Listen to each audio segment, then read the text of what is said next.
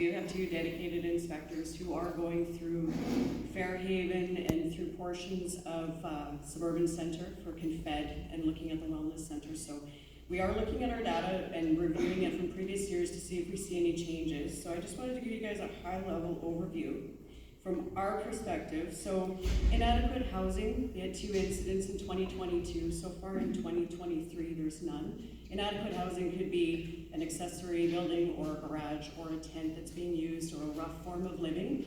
And so we do have a process that we follow to support those individuals, but not allow them to set up housing and find them appropriate, safer means of housing. So in case anybody's wondering what that was referring to. Overdose incidents, we had 12 in 2022. Now these stats are just for Fairhaven, so just bear that in mind because the wellness center and some of those businesses, they're in Confed Suburban Center, so don't mix up the two. This is Fairhaven stats only. So for 2023, 3 overdoses. So we will continue to monitor that, and we heat map everything. We do data and track, we review, we analyze, and then we look at, do we need to resource appropriately in order to serve your needs and make sure that you guys are safe as much as fire can practically do. So the overall incident response, if we look at 2021 for December compared to 2022 when the wellness center came, it was 18 incidents in 2021, and you've had 26 incidents in 2022. Now that's everything from fires to motor vehicle accidents, all the way to overdose, any EMS calls, any code green calls, so sharps pickups, all of that is encompassed in this number. So it's everything that our emergency response team would respond to, as well as our inspectors.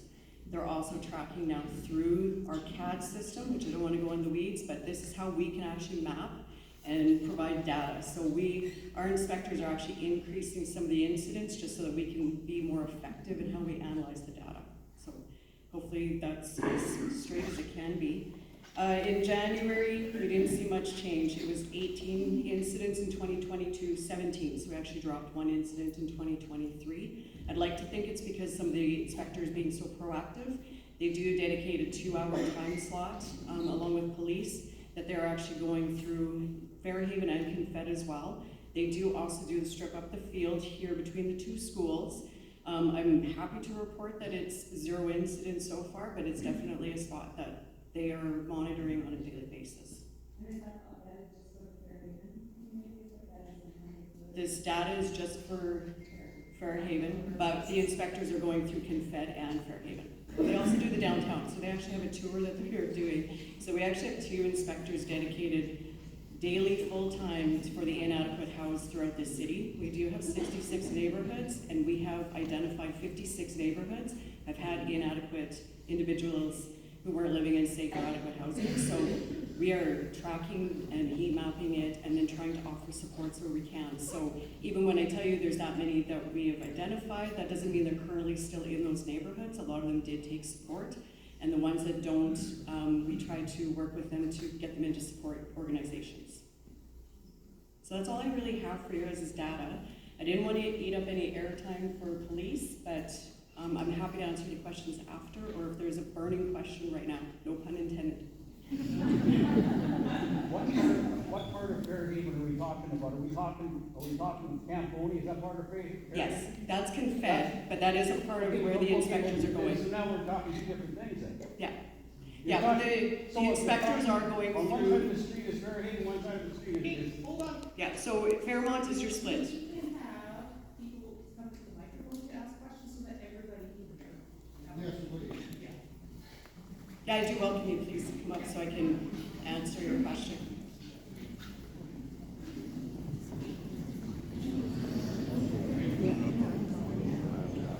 Okay, so what you're telling me is that on the west side of Fairmont is Fairhaven, and on the east side is Confederation.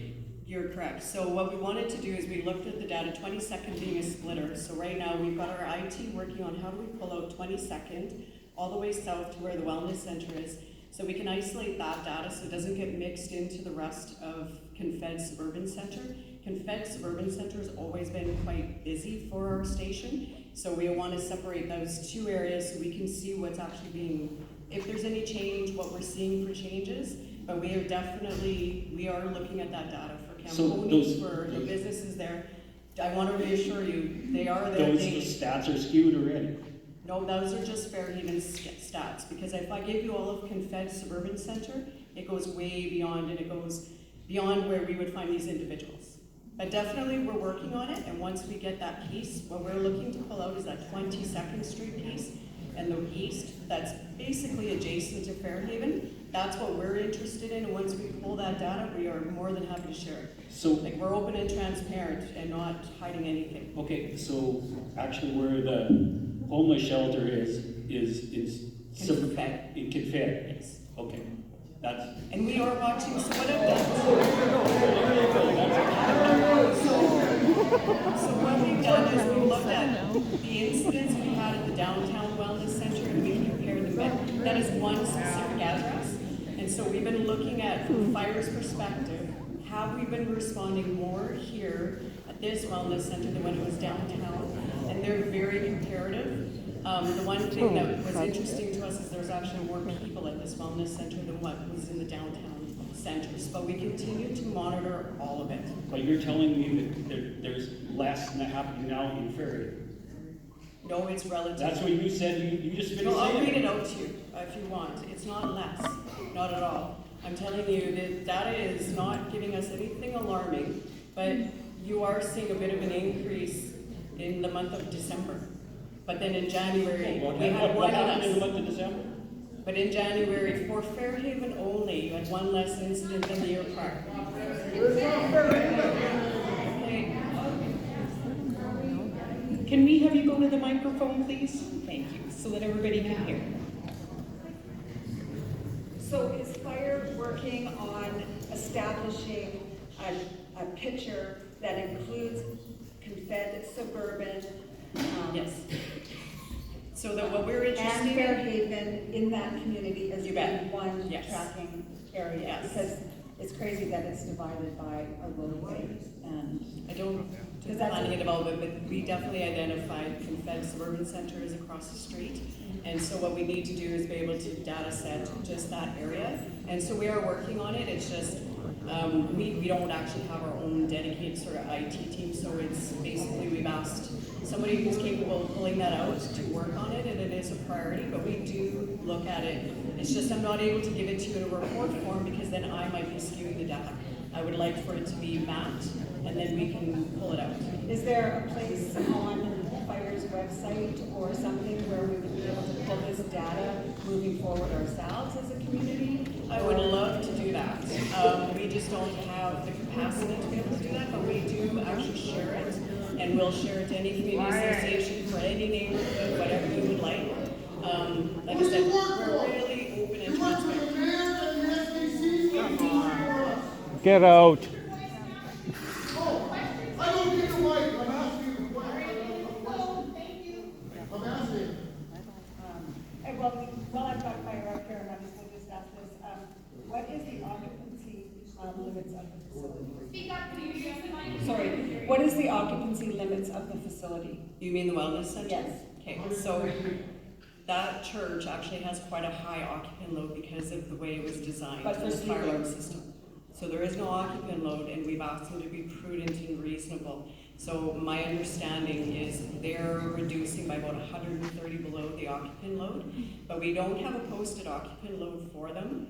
If we were to calculate it, it would probably be more than what's in the wellness center right now, based on the fire code's calculation for an occupant load. But are they following code regulations for sleeping arrangements in that facility? Yes. Exits, all of those things? Yeah, trust me, like, we're not gonna take a liability and let anybody's life be at risk, be it, you know, anybody in your own homes or anybody in the wellness center. We take safety pretty serious, so it is definitely, we've reviewed a few times about the safety procedures. They have emergency procedures.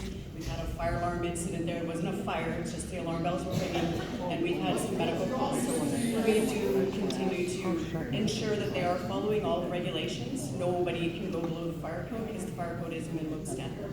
So how come there isn't a permitted occupancy for We the facility? could, but it's hard for us then to ask them to reduce. Because based on a fire code occupant load, they probably would be allowed over 300 people. They are not even, For sleeping? They would because of be, the floor space, yes. Like they have the protection systems in place. This was kind of the optimal spot for them, for what they're doing, based on the fire protection systems that are in that facility. It actually has a higher protection system than the downtown center had.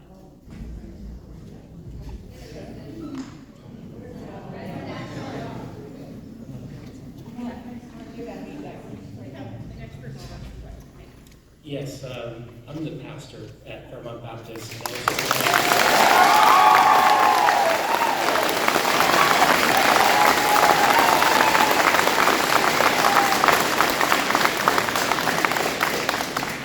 I guess a few people know me now.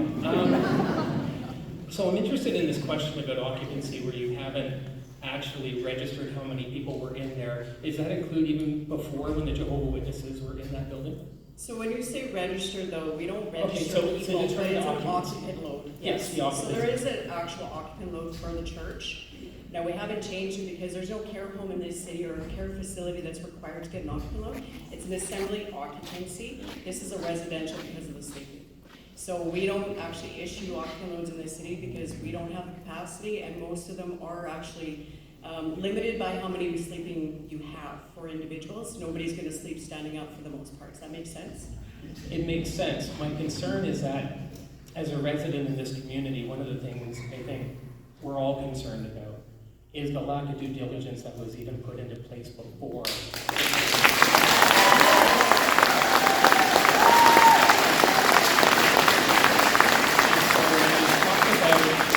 Occupancy levels, and when you talk about these things, and then we know that, we refer to this to a wellness center, and I mean no disrespect, but I'm not aware that the health region has actually licensed it for anything in terms of being a wellness center. So when you're determining occupancy... Sir, I'll be honest, the fire department won't answer for the health authority. Okay, no, I understand. But my concern is if you're working in conjunction with other agencies, and you're talking about occupancy loads, it seems, and this is only my perception, but it seems awfully convenient that you haven't determined an occupancy load for something that could have 100 or more people sleeping in it and determining the safety of that. So where there's a fire alarm system, you are allowed sleeping for more than 10. And so because of the size of the building, we can do an occupant load, but I don't think it's what the residents here would be desiring, because what I'm getting from you is you actually are asking us to go below the fire code and actually reduce their occupancy. But when we do that calculation based on floor space and exit capacity, they're probably going to have an occupant load that's higher than the amount that they have here. So I guess my question to you is, are you feeling that the wellness center has too many people? Like you're concerned that it's overcrowded? I think what we're finding as a community is that the home... Why is it here? Why is it here? Why here? I think what we're finding as a community that's now living in this scenario is the homeless situation isn't just cut and dry. Even Chief Harcan has admitted over 60% of the people are people he can't help, right? So I guess what I'm concerned, and I'm only going to focus on you because I know you're in the capacity of the fire department, so I'm not trying to put you in anything. But I think what we're starting to notice, and I'm sure my cohorts here are going to ask some more questions, is there seems to be a disconnect. There seems to be nobody is talking between each other, and nobody is especially talking with us. I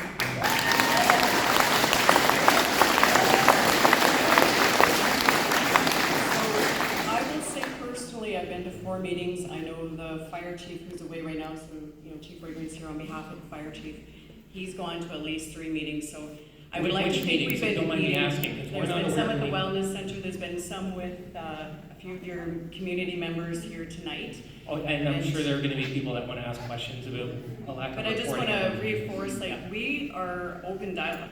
How can we support you within the capacity of the fire department? I mean, you have to understand there is limits to what the fire service can do, but we're open dialogue. Help us help you, because you live here, we're here every day going through and identifying what we can see under a risk assessment, if there is one, if there isn't, and we're here to mitigate, but have that open dialogue with us. And I do ask that you be thoughtful and respectful when you do email any of your ideas of what you're seeing. Of course.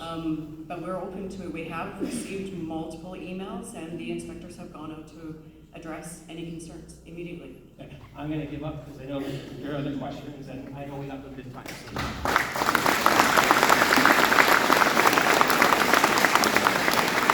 I said earlier, when you were talking about the zoning and the stats that you have, so does Fairlight North all fall into Confed as well?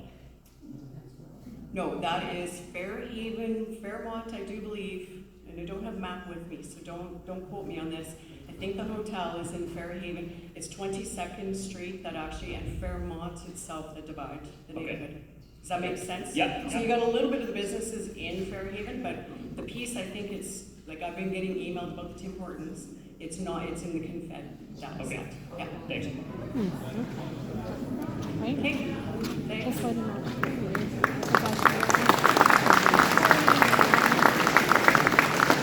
Thank you very much, Chief Kramer. Just to reiterate, if we can have people come up to the microphone rather than shouting from the back of the room, which is very disruptive to everybody, please. I will now have Inspector Gretzky come and share some information.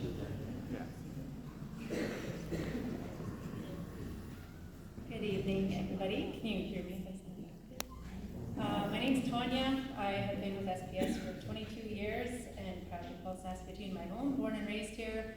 I grew up visiting my auntie and uncles on Pettygrass, a stone's throw across the street. So I connect with you. I'm here to help you. When you say no one's talking with us, we're here. And this is a tough spot to be in, but we're proud to be here. We want to answer your questions. We are trying to understand some of the complexities of the issues that you're facing. So thank you for having us, and thank you for the respectful conversations and for being here. A community safety plan isn't something new. We have worked in partnership with the City of Saskatoon and Fire and SPS in a number of different ways over the last few years. So working with them in a partnership to be responsive to the concerns of your community isn't new for us, but we built a special plan responsive to the concerns, and the concerns came to us by hearing from you, but also from some statistical analysis.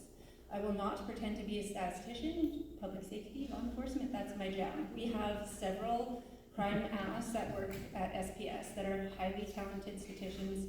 They have master's degrees in stats analysis, and those are the people that are doing the work for us. We do have a comprehensive stats mapping. There is in part that available to you in the public. If you go to our website, you'll see crime stats mapping, and you can click on that, and you're able to see deconflicted information. It won't have specific addresses, obviously it won't have names because of confidentiality, but every call that's generated, there will be a stat dot on the map, and you'll be able to It's see all it. good till somebody's in your backyard.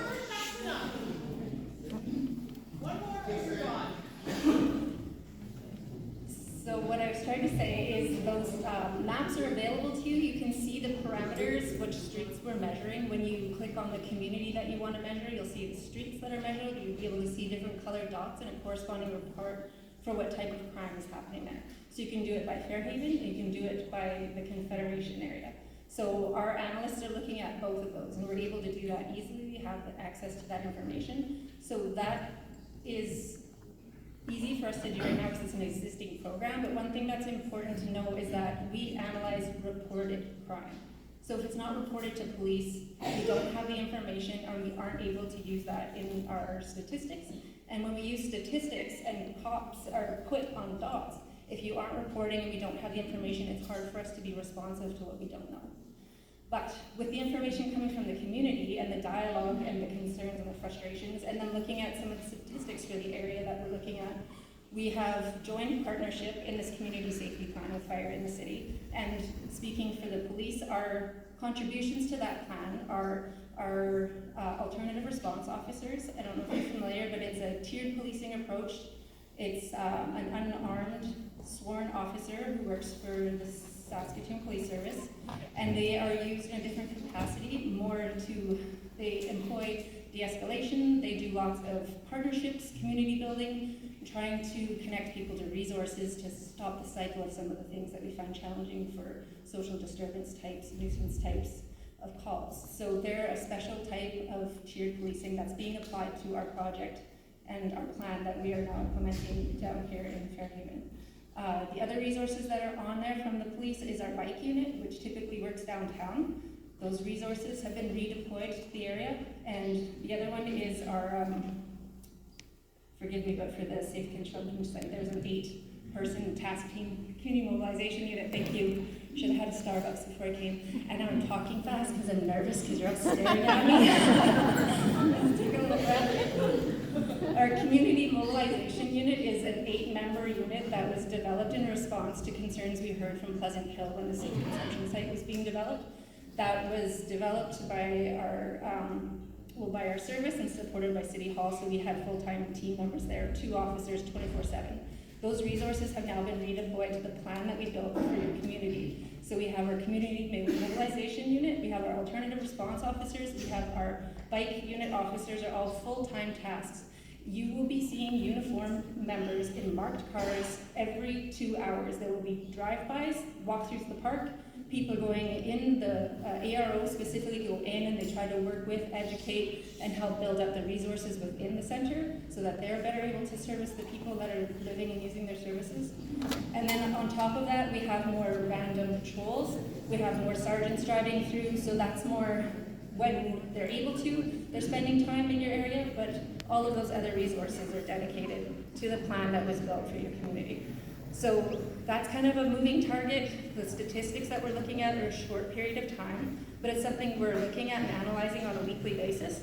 And we anticipate that the need is going to change come spring and summer. We're completely alive to that. We will be watching that. We are anticipating we're going to need increased resources to come and help make you feel safe in your community, because we do care. We do care how you feel. I know you're frustrated. I share some of your concerns with you. But I just want you to know we're part of the team. We've built a plan. We're implementing the plan. You'll see us here lots. And I'm definitely open to any questions that you have.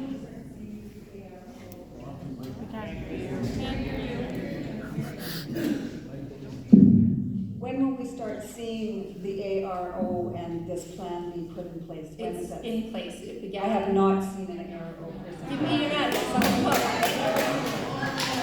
Whether you see them or not, I guess, I don't know why I'd stand up here and lie, but those are the resources that are deployed. They are coming every 2 hours, 24 hours a day. Sometimes it'll be the fire inspectors, sometimes it'll be AROs, sometimes it'll be the CMUs, but those are the resources that are coming, and they are planned in this working plan until the middle of March when we'll reassess. I can tell you of 2 calls that were made to 911 for service to our area in the last week, and they were told that there were no police officers to dispatch.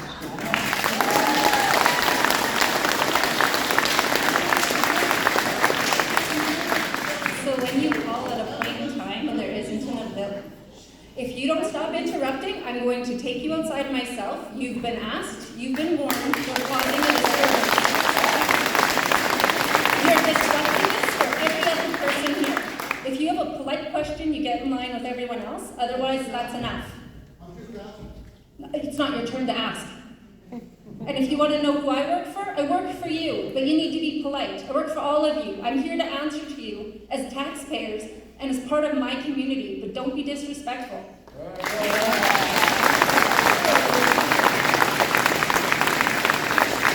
far as the frustrations that come when you are in your time of need and you call 911 and there isn't a car to come, it breaks my heart to hear that, but I'm telling you, they're not sitting at Tim Hortons having a coffee when that's happening. When you don't have a patrol car to come to your 911 call, patrol is a different entity than the teams that we're building for the resources that are doing the plan. So sometimes they can go help too, but patrol has a finite number of officers. Typically on any given night, we're talking 25, 27 members. And they're working their butts off. They're taking unprecedented number of calls, unprecedented violent calls, guns, weapons. They're working hard, and I'm saddened to hear that they weren't able to come for you. But it's not because they're not working hard, it's because the resources weren't available. And that you haven't seen any of us in the area, I'm sorry that you haven't. I don't know if it's a coincidence, but we're there. I'm telling you, we're there.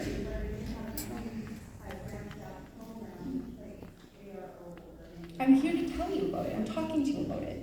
Every 2 hours, there is somebody in your neighborhood that is in a uniform, in a marked car, whether it's parked at the center or... Well, why do we need that, though? Really? Like, why do we If you have ideas, I'm open to hear that. We're building the best plan that we know how with the resources we have I'm available. just asking, why do we need that in our neighborhood? Let's let the next people in line ask. We see people stand in line. Come and stand in line if you got a question. Appreciate it very much. My question is, what is the process when we call and we say that we see somebody with a crack pipe or somebody is intoxicated on the streets? From what I'm hearing, this is not my personal experience, but what I'm hearing is a police officer comes and asks them to move along.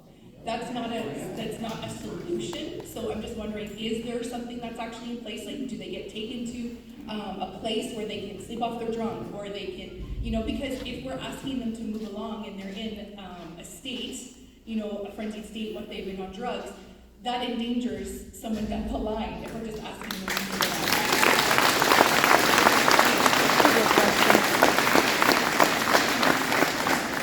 That's a really good question, and it's really dependent on a lot of different factors, which might not be the answer you want to hear, but obviously police need the authorities to either make an apprehension under Mental Health Act or to make an apprehension for public intoxication.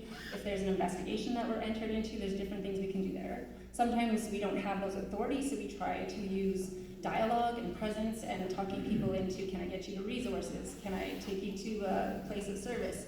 Sometimes there's the evidence to be able to do that. So I'm sure sometimes it looks like we let them walk away, but when we have the tools and we are able to, we're either helping connect them to services, we're apprehending them for, if it's intoxication in a public place, we will make that apprehension and take them to someone who can care for them as our first choice. And secondly, we'll end up putting them in a place where they can brief detox or be cared for, not in a jail. Jail's the not best place for people who suffer from addictions and who suffer from alcohol consumption. But as a last resort, we do if we. Yeah.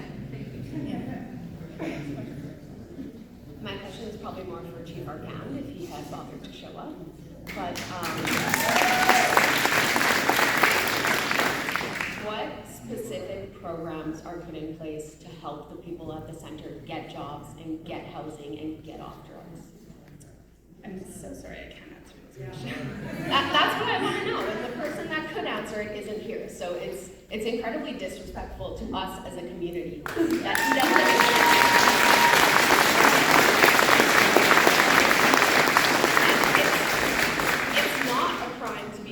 It's not a crime to, sit on the sidewalk. So I'm not going to waste my taxpayer dollars and your time by calling the police on somebody who's not breaking the law. These people need help, and all they're getting is a warm spot to shoot up. First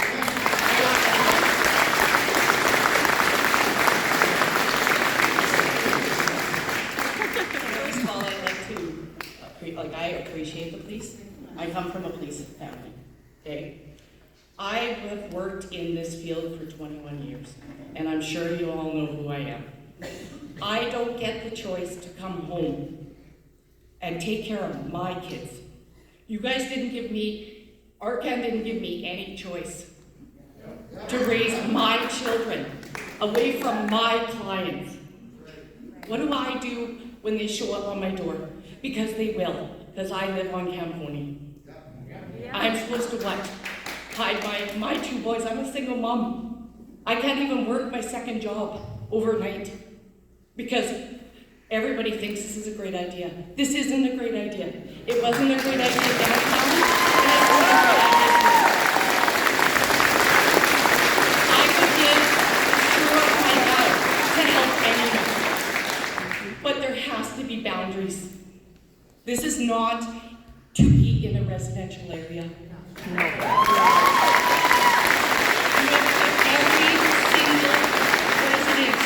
In Fairhaven, in Parkridge, and in Montgomery, in danger. Yep. It's not fair, and I appreciate the police. I know you guys know this. I have been told over and over, it should not be here. But we don't get those choices, and we should have been given those choices.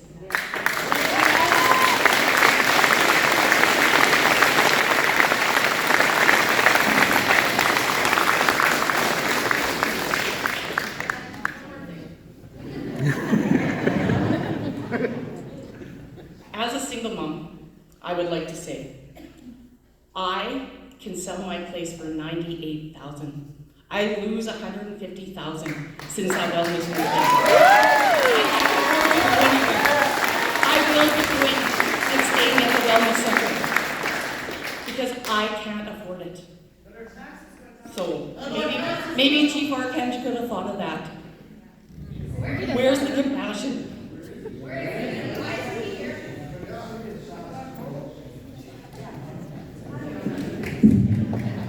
Basically, this lady has asked all the questions I was, and yes, I agree with her about Mark and Arcand. Our mayor should be here. I see there's a councillor here.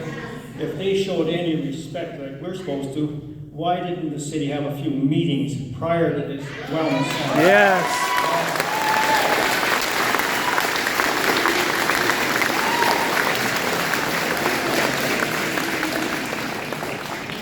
And sure as heck isn't going to go up.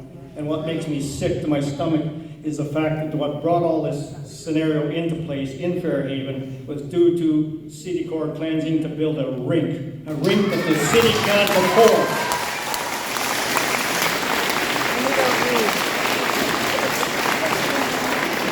So whether is there any respect there? None. If the city wants it, they do it. And a lot of my time thinking hard about what our community needs for people to be well. And I want to give a little bit of background about the city's role in anything leading up to the Wellness Center opening. The city did not make a decision about this. We were not, this was, I'm going to ask you to let me finish. I understand that you may have a different opinion about the city's role, but I'll tell you the formality of the city's role from council's perspective and from a legal perspective. The services that are being provided at the Wellness Center are provincial government responsibility. They have provided funding to the Saskatoon Tribal Council to provide those services, like they provide to other nonprofit organizations in our city. And they purchased the building in order for those services to be provided. From a zoning and land use and building safety perspective, there were no decisions that needed to be made to change the formal designation of that building in order for the activities to be eligible. So if the city had decided to stop the transition of that building from church into the current use, we would have been going against the zoning bylaw and other regulations that we are there to uphold. So, But you changed the bylaw. So I'm just gonna finish here. I understand that not everybody is in favor of the location that was chosen by the provincial government or the Saskatoon Tribal Council. And what I would urge is a couple of things. We've been having some dialogue here today about next steps and about the future and what the city and its agencies and the folks here at this table can do to be of support to you as our neighbors. And we want to continue to have that dialogue, and that is very much our role.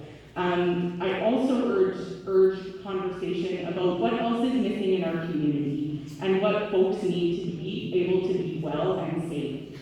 There's some pretty big gaps. And these are the types of gaps that organizations like the Saskatchewan Urban Municipalities Association are advocating to the provincial government around. Namely, the starting point being the massive cuts to the income assistance programs that happened a year and a bit ago that have manufactured poverty and are keeping people in poverty in our community. It breaks my heart. And the income assistance rates are less than half of the poverty line. So the social assistance program is requiring that people live in poverty and are housing unstable and ultimately often become evicted and end up homeless. That is putting an extreme downward pressure on the organizations that are trying to support from the bottom. Those who are providing sheltering services, those who are providing support services to folks who are homeless, who have addictions issues, who have mental illness, and those services are also not being fully funded. So these are big systemic problems in our community that, as your council, we are working to advocate around with our partners across the province. There are also unused provincial resources in our communities that need to be put to use in appropriate and supported ways. There are over 300 units of provincially owned housing that are vacant in this city. 300. And not all of those are in good repair, not all of those are ready to be rented, not all of those would be appropriate to house somebody who might currently be in the wellness center, but some of them would be. And we need to be calling on our provincial government to put those units to use, to reverse the cuts to the income assistance programs that have been made, and to close the gaps in the social safety net that we are all contributing through our provincial taxes to uphold. And these are things that can be addressed and need to be addressed. And I understand that they may feel distant from your everyday life today. They may feel distant from what you're here to talk about this evening. But I want you to know that your city government, your city councillors are having active conversations about trying to make sure that the policy landscape is complete. And unfortunately, our role is mostly in at the end of the day response. It is the most expensive way to deal with these types of social issues, and we're doing our best. These folks are doing their best every day, but we need to have more proactive work from the provincial government in order for the gaps to be smaller, so that organizations like STC, who are doing monumental work, are better supported to do that and have less downward pressure on what should be a last resort. So I appreciate that. Thank you for taking the time to listen to some of this policy talk. I understand it is not necessarily what we thought we were here to talk about tonight, but I do think it's important for us to have some of that on the table when we talk about the everyday situation that we're facing. And we are taking what we hear from you in conversations every day. I hear from my constituents in Ward 2, and sharing those messages with our representatives of the provincial government and people who are too.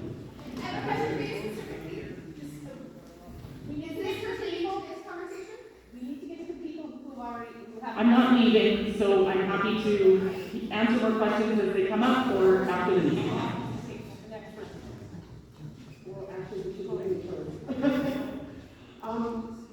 There's over 5,200 people living in Fairhaven. There's over 5,000 in Parkridge. There are many more in Montgomery. Those people have value and importance as much as the individuals that are using the shelter. We are being asked to give respect. We are being asked that they be safe, and that is a good thing. But you are sacrificing the rest of the community. I'm hearing you say resources. I have already summed up a lot of the stuff I was going to say about the fact that there's an onus on a lot of the other programs that have really let people down.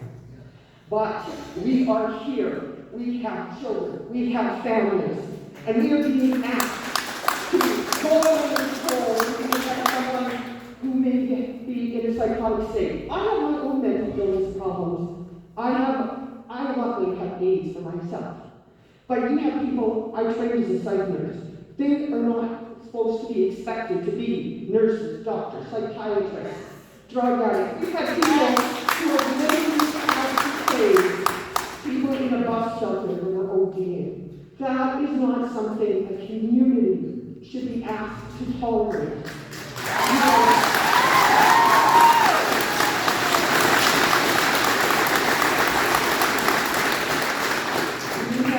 Humans with families that have value everywhere. Treat us all with respect. You are putting plans in place, but I'm seeing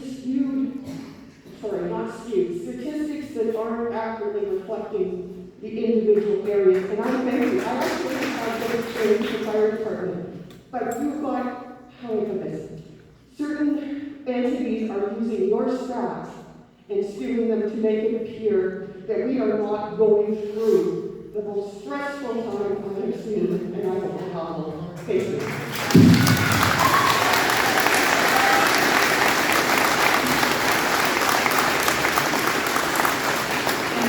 I just want to say thank you for those comments. I know they weren't all directed at me, but I hope my colleagues, we all heard them, and thank you. And I think the main message that I want to make sure we're focusing on is, okay, so we're here. We can't reverse a decision about the location of the facility. That isn't the role. Yes, you can.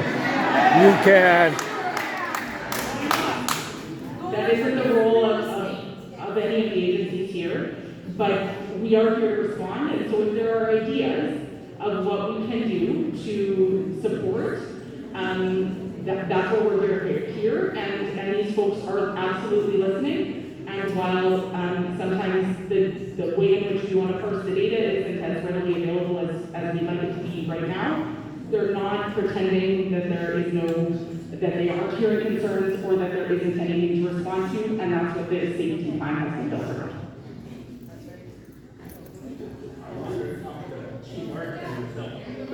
Closer to the mic, please. Last time I seen one of these flashes on papers, crime hasn't been up in Fairhaven. But all the nuisance calls has to be up, right? I see these guys shooting up with bus people, I've been in the bus stand, things, defecating and stuff. You guys can come on, you guys can shoot away. So those stats ain't right?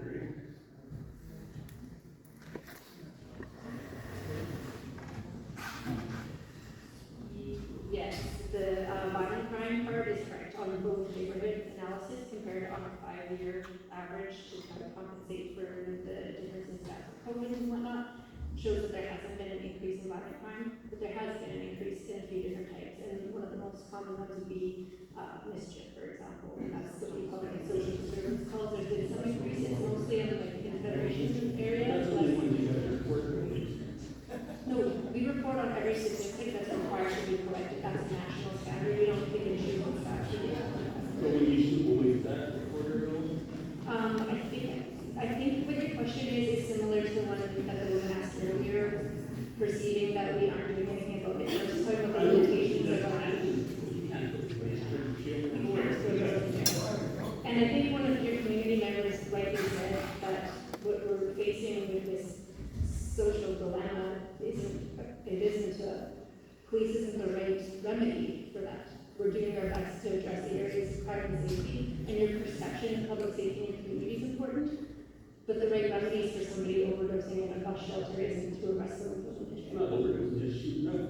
I don't want my kids go with them.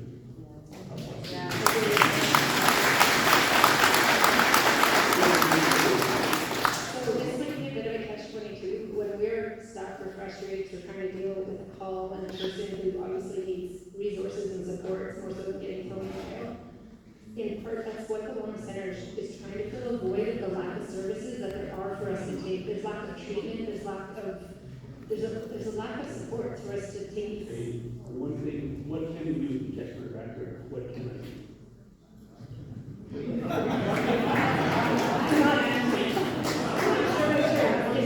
Like if someone's in your backyard, you can of course call this. It's a suspicious person or it's a crowd by night. Well, you have the same level of authority as I would as citizens. Can I hold them there until you guys show up? If you guys show up?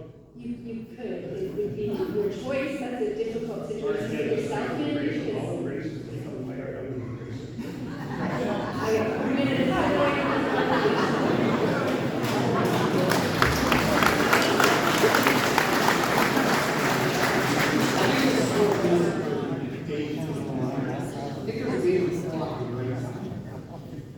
I've been here 40 years. This is the second time I've been involved in one of these. We had NAPAR moving. We had a meeting right here in Fairhaven School again. Asked us what we thought about it. Only to be told that you've got nothing to say about that. That's Confederation Park.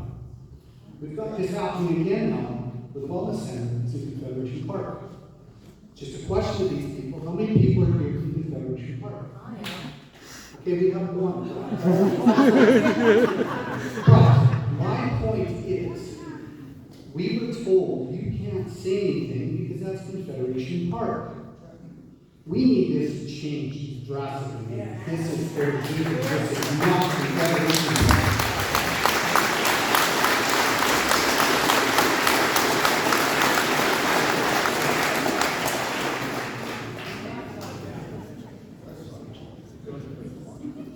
If you want to, it's up to you.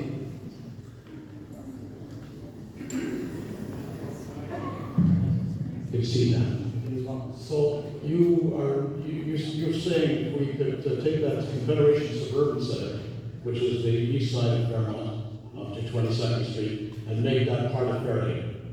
And that would make what difference? I guess the statistics, right? Well, not only that, for us voting people from our own constituency right here, it means a hell of a lot. Because when we've got some teeth, and we can say, this is Fairhaven, this is not Confed. Because there is people here from Confed that are worried about this, yes. But look at the people here. And the last meeting we were told, you can't say anything about it because this is not Confederation Park. Who told you that? It was right here, the last, well, who was our last one? Sorry.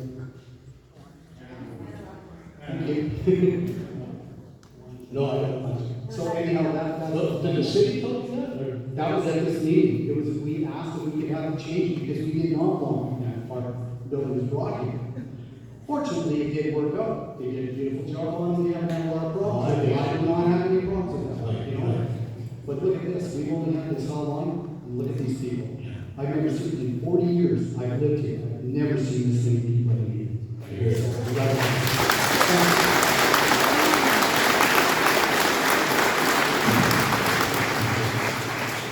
I'm just going to really quickly say, I personally wouldn't have any problem if we could ever do that. I don't know the process or whether it is possible within the city to include Confederation Suburban Center within Fairhaven. They're redrawing all the time ward boundaries, and I'm going to take that back for sure. As a matter of fact, I think we're in the midst right now of redrawing ward boundaries. So I'm going to take that back so that it is part, because it is the same. It's the neighborhood. Sorry, go ahead. I'm talking for Camponic Place, and I have been here for 12 years in Camponic Place. We are safe. We were safe. But not anymore. Sometimes 2 o'clock, 3 o'clock, people walking around the house. And I have a couple of dogs. Sometimes I can't sleep at 2 o'clock, 3 o'clock in the morning. This is not fair.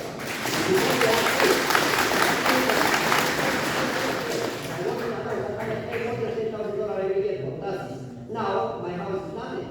It's like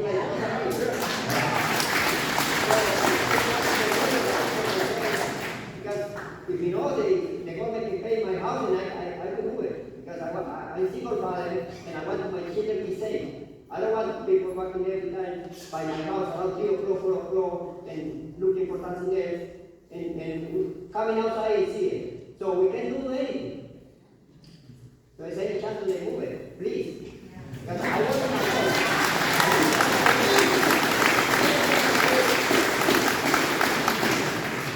7 days a week. I pay more than $10,000 in taxes for the government. Yeah, I'm so happy the government give place for the people that don't have a place for the sleep. I'm so happy about that because the people need it. But please move it to a nice place. Is there any chance? I work for the government, 3 o'clock to work.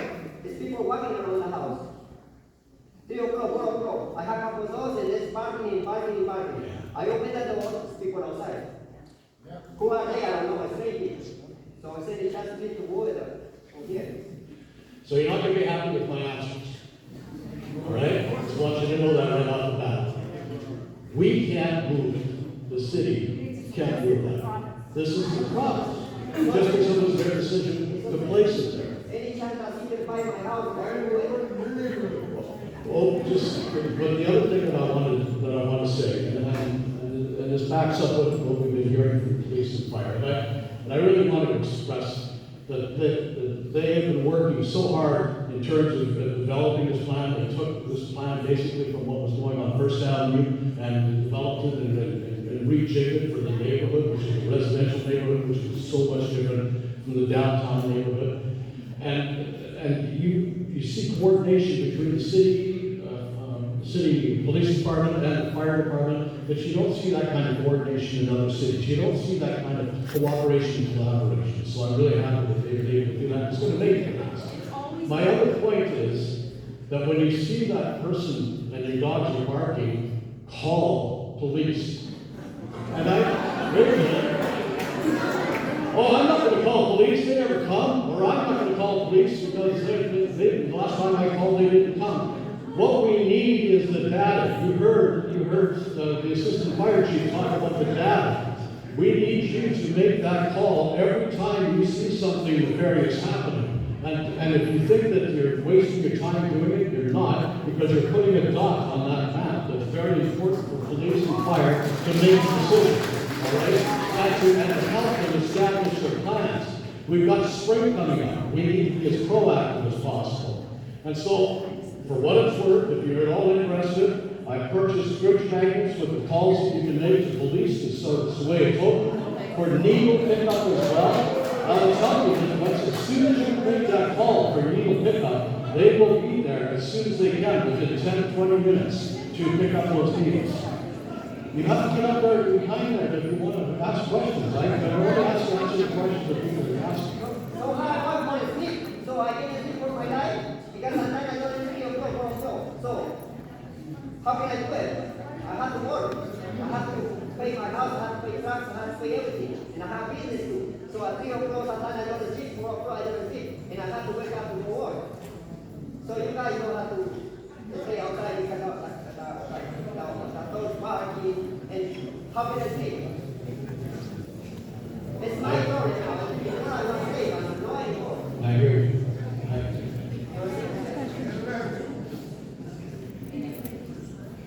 My name is Katie. I'm here on behalf of SPN Saskatchewan. Our president could not make it this evening. We have rented Reed Park ball diamonds since 1995 for our Saska League, as well as since 2018 for our tournaments, including nationals, which we are scheduled to host again in 2024. I was really hoping our Cam would be here tonight, but he's not.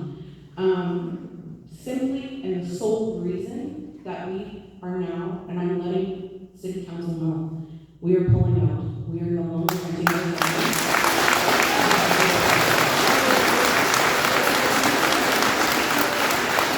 It is not safe to have our ball players go to a park and risk sliding to catch a ball and having needles jabbed into it.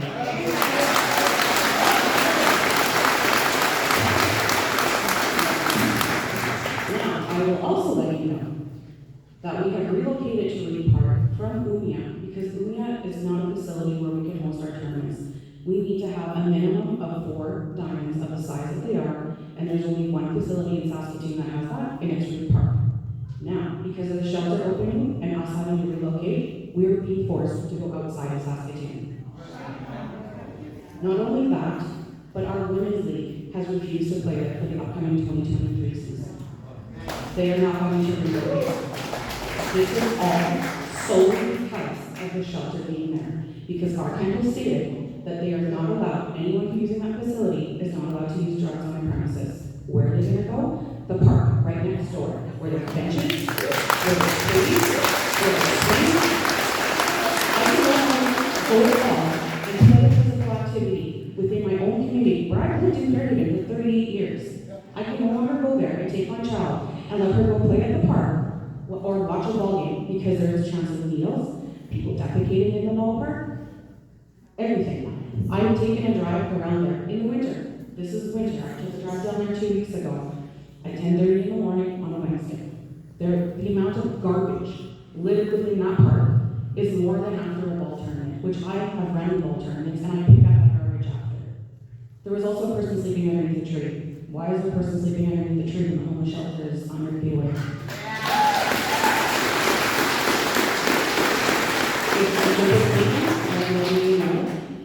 We cannot pull out for our league games because there is no other facility within Saskatoon that would meet our needs. But now we are forced to implement a voluntary group to show up half an hour, 45 minutes prior to our games, and all 4 diamonds are rented Monday to Friday every night from our league. That's money in the city's pocket because you guys charge us. And now we have to implement a volunteer crew to go out and sweep the diamonds for needles before every game to ensure the safety of our players, and that is wrong.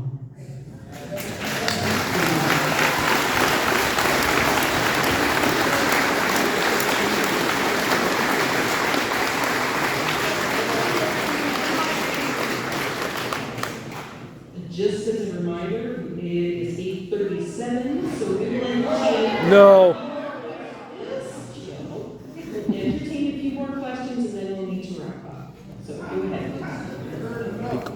I just also would like to express my disappointment that Chief Arcani is in here, because I would like him to stop saying to the media that we need to have compassion, because he's gaslighting Saskatoon.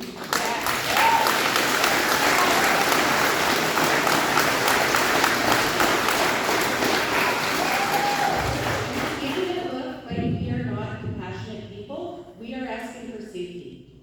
And it's very simple. Safety. And he keeps bringing it back to compassion. And if he had any compassion, he'd be here.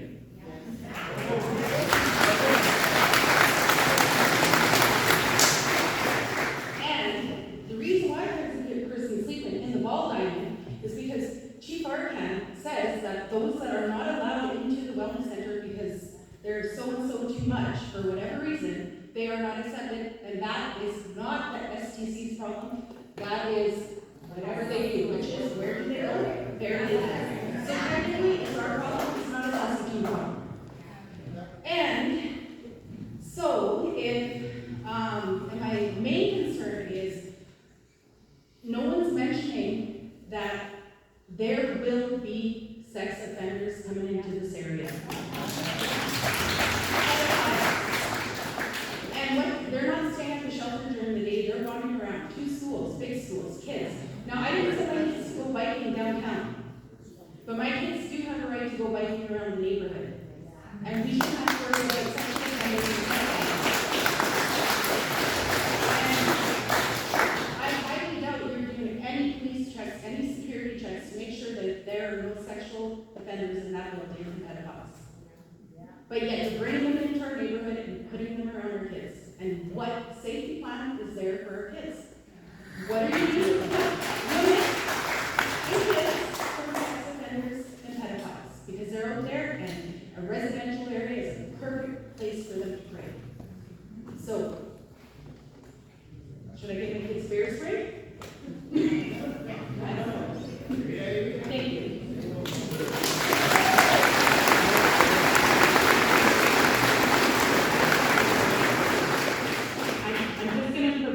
Information to the group in case you're talking to anybody in the provincial government. I would like to advocate for more supportive housing, specifically that is intended for folks with active addictions. It's desperately needed in our community, and currently Edwards Manor is a really phenomenal residence in our community that provides wraparound and active support services of that nature. We need many more of those, so if you'd like to cite that name to your provincial representative, I highly recommend it.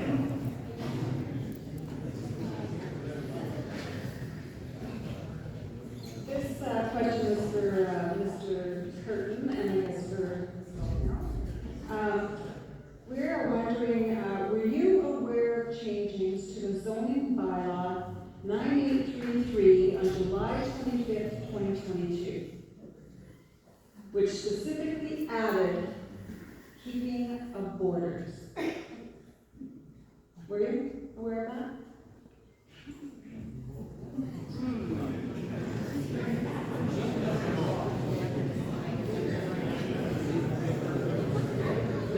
We've been doing a systematic review of our zoning bylaw with many amendments. There's been 5 packages of comprehensive amendments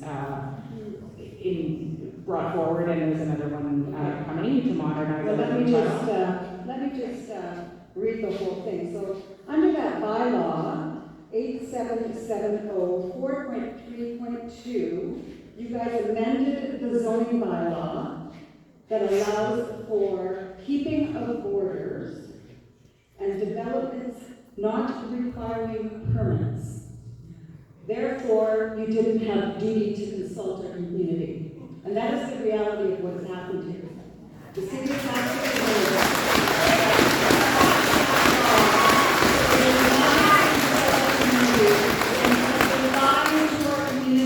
that you had nothing to do with this. Because on July 25th that happened, and on July 26th, you sent out a letter to downtown XY or YXE, and we have documents back there. You can go and read them, and everybody should take a picture of that QR code so you have the documents and all the information. But you guys have pooped our community, and it is not acceptable.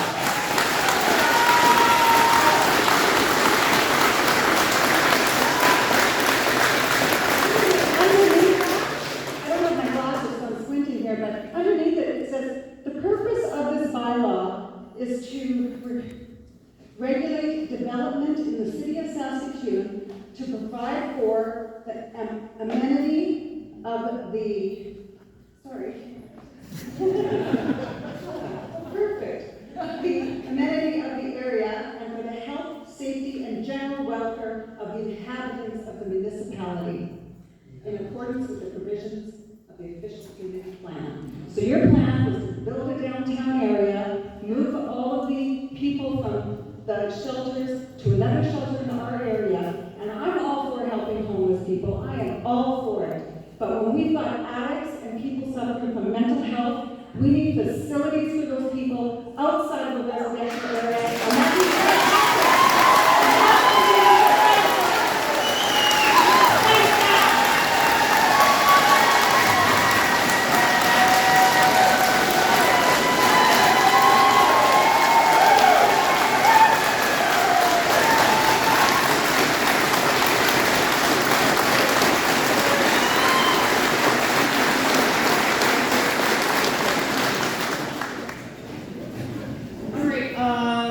unfortunately, we have run out. No.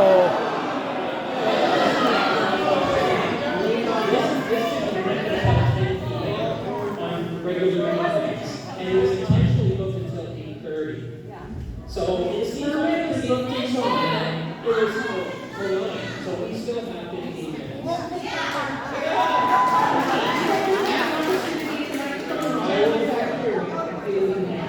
We will entertain these last 2 questions and then we're wrapping up. Perfect. Well, first of all, the second hardest seat to be in is this one. That's the hardest one. So thank you for being here. Obviously, very vulnerable situation. So thank you for being here, taking time to answer the question. Now, it's not easy being here. So thank you very much for being here. This one was more so directed at Chief Arcan because they did have some concerns. Now, I think if our community, as we discussed, is being put in this position to support homelessness, as we want to be a part of it, we want to help homelessness in our community. And if we didn't think it was happening in Saskatoon, now we see firsthand that there is a big problem in Saskatoon. So, Chief Arcan said at the open house, he mentioned that the downtown facility was leased and would be left open as a warm-up shelter till March 23rd of 2023. If this was about helping people, there's another space downtown right now that could be used as a homeless shelter right now, as a warm shelter, no way. Right now. So that's my question, is what changed between the open house and now? 4 days later, it was actually 4 days later. What changed now? Now again, we don't know that in the city. It is a city facility, so I'm hoping one of the city members could answer that question on behalf of us.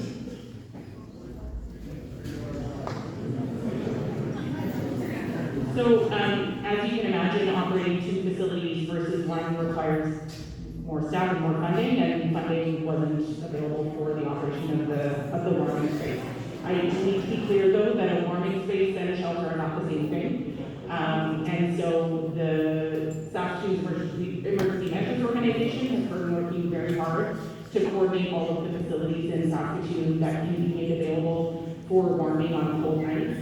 And we've been monitoring very closely the capacity for warming spaces on nights where there is an activation made. And for the first time ever in Saskatoon, we have multiple 24-hour warming spaces available, not only on cold nights, but all of the time. Prairie Farm Reduction, for instance, has secured the funding they need until March to be able to be open overnight. And they are welcoming folks into their warm-up space. So the nonprofit organizations who are working on granting dollars are doing their best to provide spaces for folks so that they don't freeze, and so that the harm for folks without housing is reduced on cold nights and every night as much as possible. But no, the facility on First Avenue has not been opened as a warming space. And I can't speak to all of the factors that went into that decision. But it isn't free to operate a space of that nature. So of course, yeah, but that was the thing. I think 4 days prior, I think it should have known that the funding wasn't there. I think that's my question.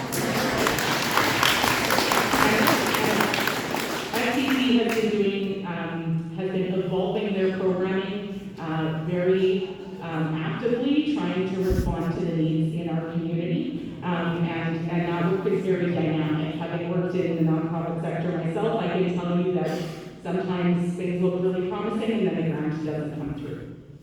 Councilor Goff, if you don't mind me asking, have you had a chance to go into the facility? Yes. Would you be able to comment and give us a little bit of an idea of what the day looks like inside the facility? Oh, in terms of programming? I'm not the best person to speak to that. I haven't been able to be in there very recently.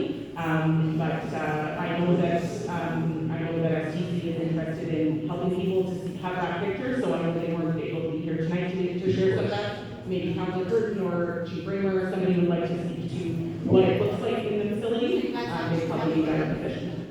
No worries, thank you so much for your time. I'm actually only just going to relay what one of the fire inspectors relayed to me yesterday, walking into the facility.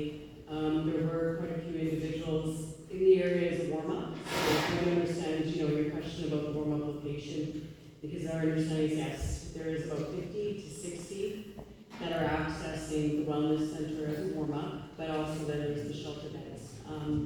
Now, this inspector is well versed in all the shelters within the city, did say that the staff were very receptive. There was just one concern about maybe the way the distribution of individuals were at any given moment, that if emergency personnel such as fire, police, or ambulance need access, that they just provide a little bit of room. And they were more than accommodating. They did indicate that inside it's quite nice. Of course, in the area of the parking lot, it's quite nice. And one of the inspectors did indicate definitely we're seeing more of that foot traffic during the day, which is new for this neighborhood, and it's new for fire, it's new for police, so that is definitely where we're focusing our attention rather than what's going on inside the wellness center. But I do fully support that they get an opportunity to offer more supports for those individuals so they don't have to turn to the outdoors. I don't know if that answers your question. Okay, Maura. Hello. I wanted to reiterate what the gentleman before me said about thank you for being here. We do really appreciate having the opportunity, and I'm sure, as you can tell, this is a community who does have a lot to say. But I have two questions. So what I'm hearing, what I feel like has been said in this meeting is there is a strong feeling that this needs to move, and this center needs to move. And what I hear back from the table is that it's not your decision. And so how do we talk to the people whose decision it is?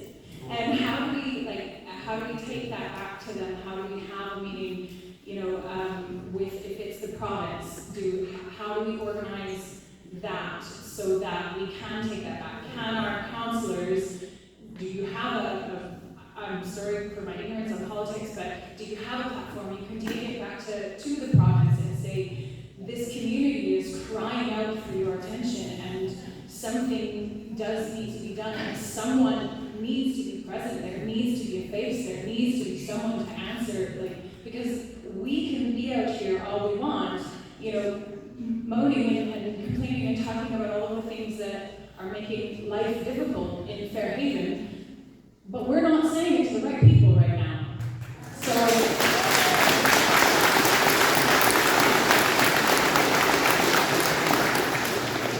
I can promise you I'm going to take that message back. All right? But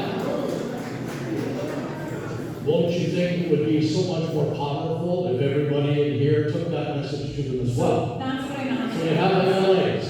You have MLAs that you can write to, you have Premier to write to, you have Social Services Minister Mikowski to write to. Could we? And what kind of response do you receive? I don't know, president of the association, the Fairhaven Community Association, does the community association have any type of platform to set up a meeting like this where the provincial government or someone from the provincial government could be invited? So, just to touch on, and it was alluded to a little bit earlier on the role of the community association. Right. And I know this is probably not the answer people want to hear either, but our job is primarily to deliver programming for the neighborhood. And we're a group of volunteers, we're a very small group. Like I said, most of us do multiple roles. as far as political action goes, that is definitely not something we are interested in. I'm a terrible politician. I don't want to be a politician, so that's not what I wanted to vote for, but I get it. Thank you. I promise. First, I also want to thank everybody for being here tonight. And I want to thank the Community Association. I know you're all volunteers. I've done the job as well. I know the hours you put in. And I really appreciate you guys.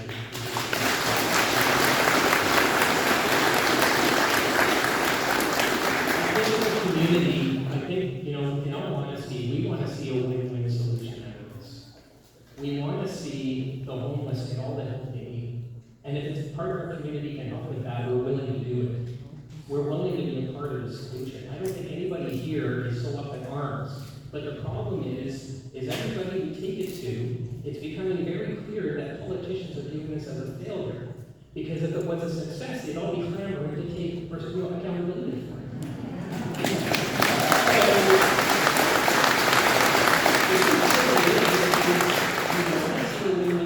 We want to see the SDC succeed. This is about issues, it's not about people, right? In terms of what the problems are, right? We are talking about real people, homeless and this community. People who are potentially looking at $50,000 to $100,000 loss on their properties because this is here, because things aren't being controlled. And in terms of statistics, well, are you including Montgomery? Are you including Park Ridge? Because I know a number of those people have been telling me they're having issues too. So is that being lumped into your statistics? Okay. The second thing I'd say is you should probably double whatever the statistics are, because I know most people in the community are tired of calling the police and they know they're not getting a response. And I'd also suggest please make your reportability online a much more streamlined process. We're never going to be called to court. You're not going to come and interview us. If you're looking for numbers of incidents, all you need is 6 pieces of information. That will help us. So, again, I just want to close with saying thank you, and we want to be part of a win-win solution with everybody.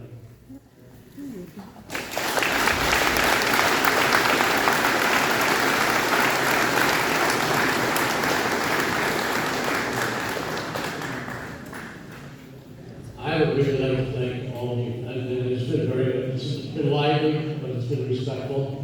A couple, if you don't mind, a couple of other things before we leave. There's the coordinated effort between Saskatoon Police and Saskatoon Fire. There's also, I just want you to know this, there's a coordinated effort amongst 3 departments in the city: parks, roadways, and waste. And that's about cleaning up the neighborhood, because we all noticed that it has gotten a whole lot worse. I've noticed, we've noticed. I have people emailing me pictures of the needles in the park. Those 3 departments are going to be working so much more within Fairhaven and the Confederation Suburban, but let's just call it all Fairhaven. They're going to be working so much more in there, and they're coordinating their efforts in there as well as cleanliness. So that it's not just police and fire. There's 3 other departments that are very involved in that. I know you don't want to call police, but I want to plead with you to make those calls, because the data is so important. I'm on the board of the Riversdale Business Improvement District, and there was a time that some members of the Riversdale Business Improvement District got sick of calling police as well. And then we would go as a board to police and we'd say, look, we've got problems with crime in our neighborhood. And police would come back and say, well, look, the crime stats have dropped because nobody was making the calls anymore.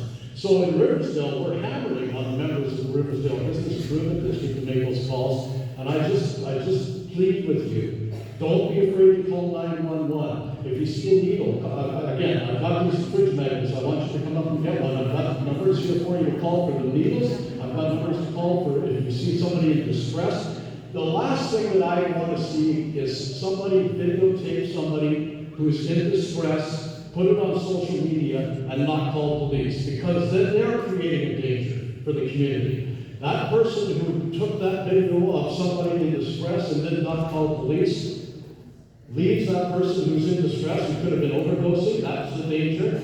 that person who's in distress could have been a danger to other people, and had we called the police, that person could have been taken care of and moved out of there. We need to call. You need to call the fire department with the needle pickup, and you need to call somebody tow if you need to. If you see somebody in distress and needs to be moved. I've got the numbers up here. Please make those calls. That'll help. That'll make a great big difference. We have heard everything we've said tonight. I've been taking notes. We're going to go back to our city hall. We're going to go back to the provincial government, and we're going to talk to them as much as possible with our voices, but taking their message. So I just wanted you to know that.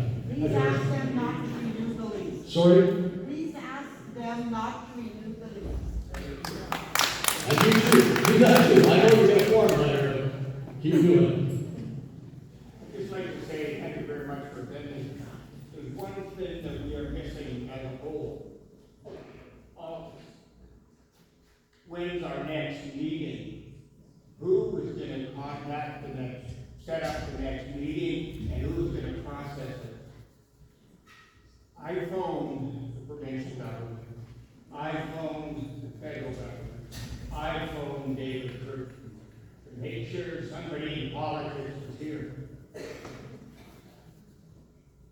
We get all this information, and it's a little hard, and it's very important information, but you walk out the door and it stops. What the hell is going on? I look around here and nobody's going to take responsibility.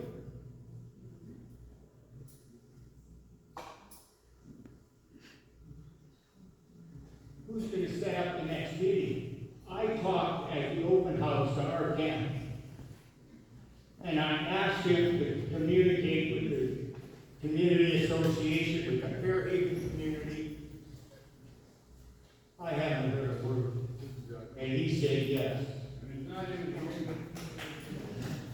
So, hey, we can all talk and we can all bitch, we can all say, yes, this is my stats and so on. I can play the stats too, by the way, I've got it. But what are we doing to go forward? We as a community are going to keep moving forward, and we're going to fight this fight.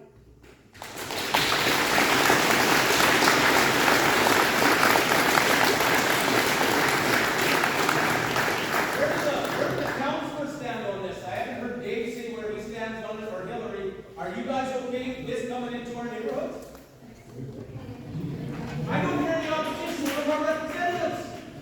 I support the wellness center. I support what goes on inside the wellness center. We all support the wellness center. Did you want an answer? It's a mixed bag. It's a mixed bag. That's the problem. Go ahead. I support the wellness center. I support what goes on inside the wellness center. I think they're saving lives inside the wellness center. I know that they are doing other things that are much more than just a shelter. I'm disappointed in what I've seen happen in the neighborhood. And I'm disappointed, and I'll say this publicly, and I'm probably going to get in trouble for it. I'm disappointed that Chief Arcan only cares about what goes on inside that building.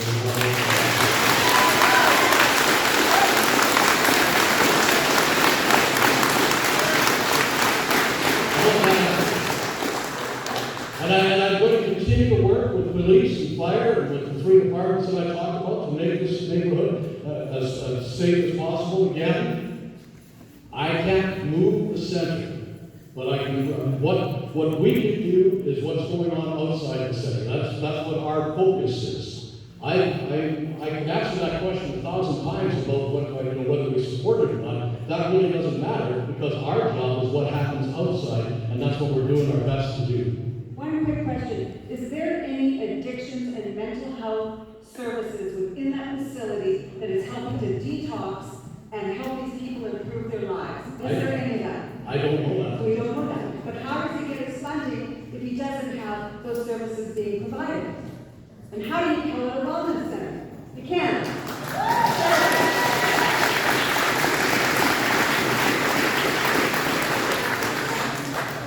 I'll just share that as far as I'm aware, there are partnerships with mental health and addiction services, and STC's funding is the funding is what dictates what they can do there. So I know that you're not interested in this isn't what you hope to come to hear, but the provincial government needs to fund mental health and addiction services. That is their role. And if they're not funding STC to be able to provide those services or bringing in Saskatchewan Health Authority staff to be able to provide those services or making those services available in our community at sufficient rates for residents, whether they are residents of the Wellness Center or elsewhere, that is a provincial government role. Well, your duty as our city councillors in our community is to represent us to the province, and your own opinion of whatever it is does not matter. The opinion of the community matters. And we need you to represent us to the province of Saskatchewan to get this fixed. That's all we need.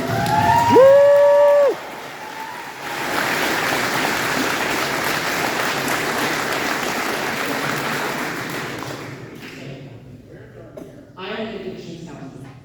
I have worked in the shelters. I have worked on the street in Elbridge.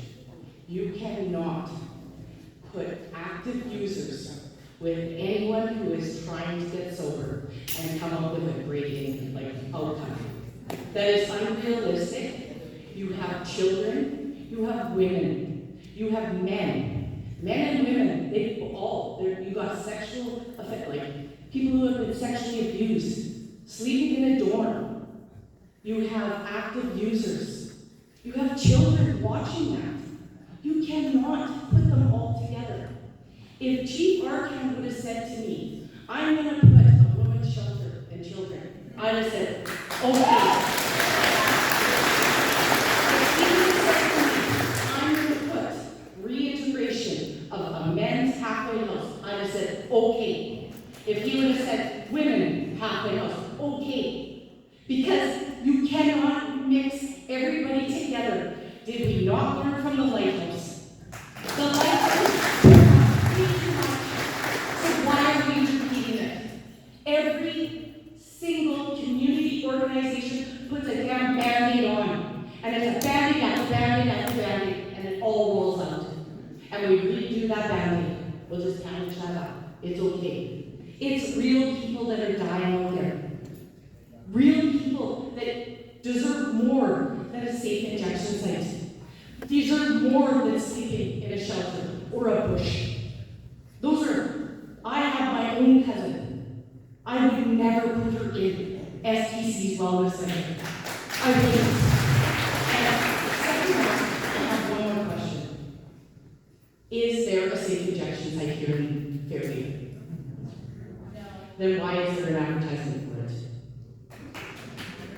Because if somebody needs to look into it, there is an advertisement. There's a Facebook page that says Fairhaven Injection Site. Safe injection site. Yep.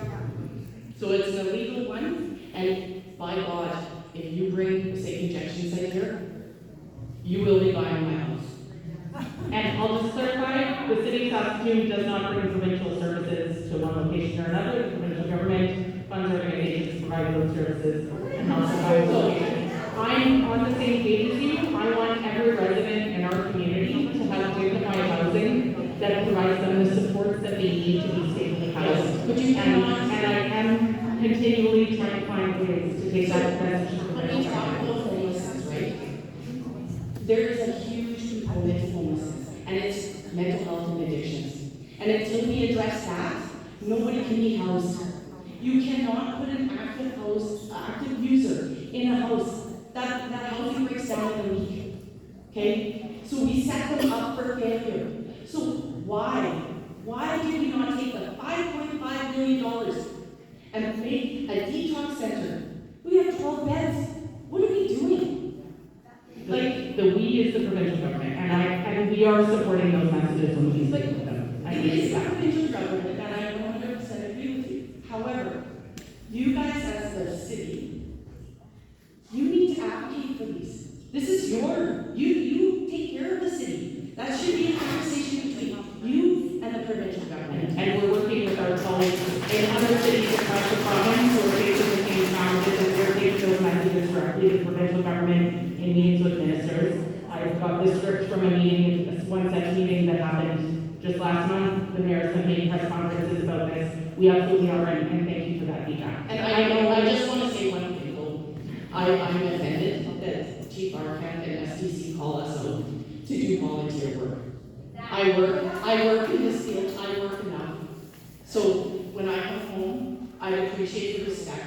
I appreciate the respect from STC that this is my home. This is my time off. I give Chief Arcand his time off.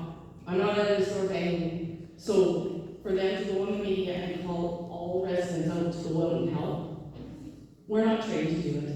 And that's my time off. I'm not willing to do it.